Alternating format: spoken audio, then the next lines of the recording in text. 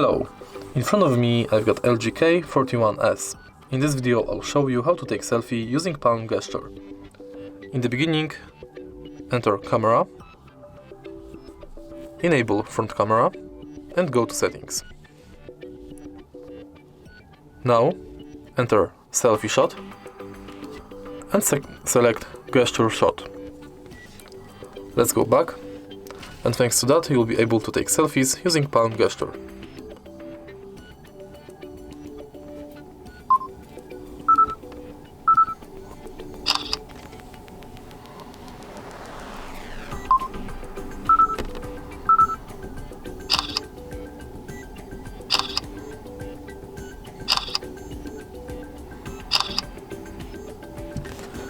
If you find this video helpful, please leave like, comment and subscribe.